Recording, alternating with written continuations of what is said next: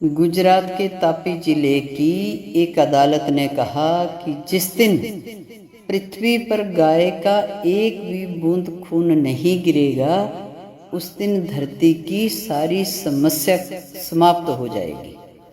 विचार करो, धर्मगुरु तो कह ही रहे हैं, पर यहाँ एक अदालत ने कहा।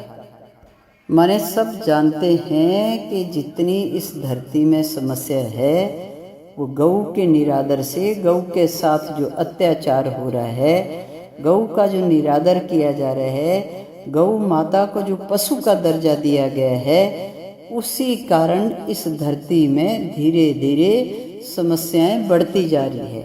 जितना माँ का निरादर होता जा रहा है, जितना माँ के साथ अत्याचार बढ़ता जा रहा है, उतनी ही इस धरती में समस्याएं बढ़ती जा रही है। यह सब बातें हमारे धर्मगुरु जानते हैं, इसीलिए वो चाहते हैं कि इस धरती में गाय का खून ना गिरे, गाय के आंसू ना गिरे, गौ माता का निरादर ना हो, गौ माता को राष्ट्र माता का सम्मान दिया जाए। वो धर्म के नाते हमारी माँ है, चूँकि वो वृषभ की जननी है, वृषभ को जन्म देने वाली है, और वृषभ को हमारे यहाँ धर्म के रूप में देखा जाता है। माने हमारे धर्म को जन्म देने वाली गौ माता है, इसीलिए धर्म के नाते वह हमारी माता है। वो वृषभ की जननी है, वो तो धर्म की जननी है, धर्म के नाते वो हमारी माँ है। क्योंकि हम सनातनी है, सनातन हमारा धर्म है, और उस धर्म की जो जननी है वो गौ माता है। तो उस धर्म के नाते गाय हमारी माता है। और आप सब सुनते हैं, जानते हैं, हम अपने महापुरुषों को, अपने गुरुओं को आप निरंतर सुनते रहते हैं कथाओं के माध्यम से। हमारे जो धर्म गुरु हैं वह कहते हैं कि ये पृथ्वी गाय के रूप में प्रकट होती है। माने इस पृथ्वी का जो चेतन स्वरूप है वो गाय है। तो धरती हमारी माता है, पृथ्वी हमारी माता है। चूँकि इस पृथ्वी में हम रह रहे हैं, पल रहे हैं, पीढ़ी दर पीढ़ी, कितनी पीढ़ियाँ इस धरती पे हमारी आई और कितनी पीढ़ियाँ आगे आएगी, तो इसी धरती से, इसी धरती में उनका पालन पोषण होता है।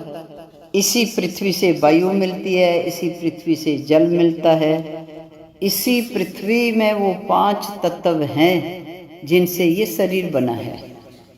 इसलिए ये पृथ्वी या धरती हमारी माता है, और इस धरती का जो चेतन स्वरूप है वो गाय है।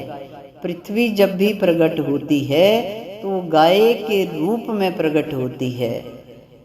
इस नाते भी गाय हमारी माता है।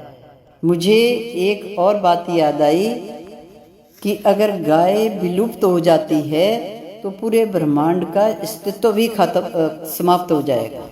वेदों के 6 अंगों की उत्पत्ति गायों के कारण हुई।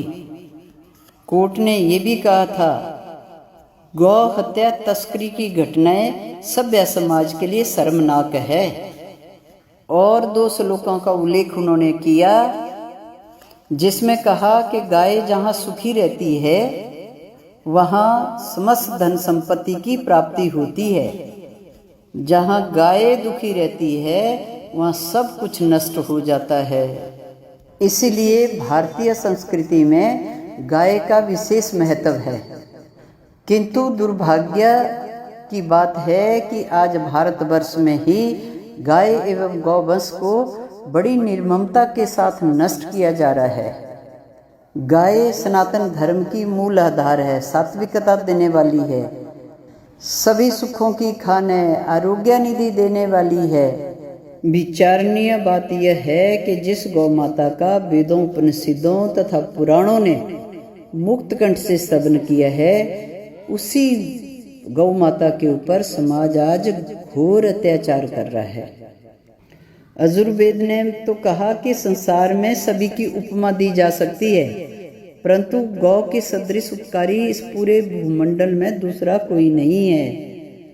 गोस्तु मात्रा न विद्यते, गौ की उपमा किसी से भी नहीं दी जा सकती है। भगवान श्री कृष्ण ने तो कहा, गावो ममाग्रतः सन्तु, गावो में सन्तु पृष्ठतः, गावो में सर्वतः सन्तु, गवा मध्ये बसाम्य हम। गाय मेरे आगे पीछे हो, गाय मेरे चारों ओर हो और मैं गाय के मध्य वास करूं। क्या श्री कृष्ण भगवान को मानने वाले हम लोग यह नहीं जानते हैं कि 5 वर्ष की आयु से ही भगवान श्री कृष्ण गौ सेवा में लग गए थे। गायों के पीछे पीछे नंगे पैर चलते थे। गाय को पशु कहने वाले लोग क्या सिर्फ भगवान श्री कृष्ण के उपासक हो सकते हैं? भगवान श्री कृष्ण ने तो गाय को माँ कहा है। सभी सनातनियों को, सभी हिंदुओं को इस महान पुनीत कार्य में पूर्ण श्रद्धा से सहयोग करना चाहिए, संगठित होना चाहिए, एकत्रित होना चाहिए, अपनी माँ को बचाना चाहिए। जिस माँ को मुगलों ने पशु का दर्जा दिया, हमारे कानून ने, हमारी सरकारों ने पशु का दर्जा दिया, उस दर्जे से माँ को निकलवा कर गौ माता को राष्ट्र माता का सम्मान दिलाना चाहिए। ये हमारा मुख्य कर्तव्य है, ये हमारा धर्म है, ये हम सबका फर्ज है, सब सनातनियों का, सब हिंदुओं का। जागो सनातनियों जागो।